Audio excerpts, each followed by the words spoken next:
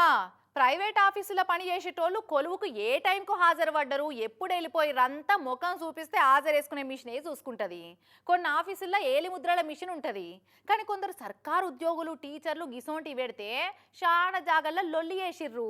మేమేమన్నా పని దొంగలమా దొంగ హాజరేసుకుంటామా అని మస్తు గరమైరు కూడా. దేనికైనా ఓ జవాబుదారితనం ఉండాలి కదా అని ఉద్యోగులకు ఫోన్లలోనే ముఖం చూపించి హాజరేసుకునే యాప్ తెచ్చింది సర్కారు. ఆఫీస్ లొకేషన్లనే ఉండి ఫేస్ చూపిస్తే హాజరు పడుతుంది. అయితే శతకోటి దరిద్రాలకు అనంత కోటి ఉపాయాలన్నట్టు దొంగ హాజరేసుకునేందుకు యాప్ను కూడా మోసం చేస్తున్నారు. గివ్వే తెలివితేటలు పనిలో చూయిస్తే బాగుండు కానీ చూయించరు ఎందుకో. జగిత్యాల జిల్లాలో ఓ గ్రామ కార్యదర్శి అయితే ఏకంగా సీఎం సార్ ఫోటోనే పెట్టి యాప్లో హాజరేసుకుంటున్నాడు. సర్కార్ ఆఫీసులలోనే సీఎం సార్ ఫోటో ఉంటుంది. అసొంటిది నేను కొలువుకు హాజరుపడ్డట్టు సీఎం సార్ ఫోటోనే పెట్టుకుంటే ఇంకెట్లుంటుంది.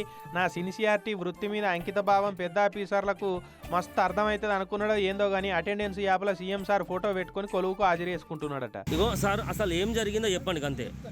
చెప్పండి ఏంది అసలు అట్లా చేయాల్సిన అవసరం ఏమున్నది? టెక్నికల్ గా జరిగింది.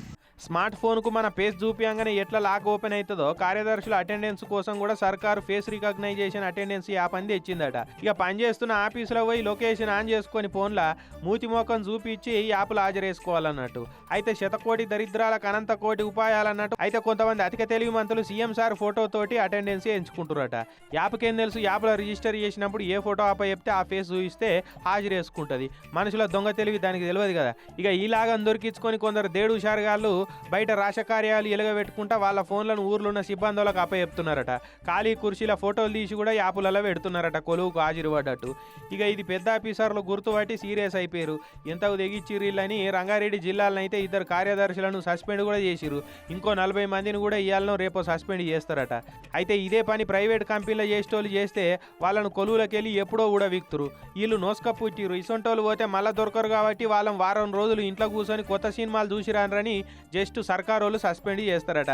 సీఎం సార్ పేరు చెప్తే ఏడైనా పని అయిపోతుంది కానీ ఈ కార్యదర్శి అయితే సీఎం సార్ ఫోటోను చూయించే జీతం ఎత్తుతున్నాడంటే ఎంత గ్రేటు ఏం కథ.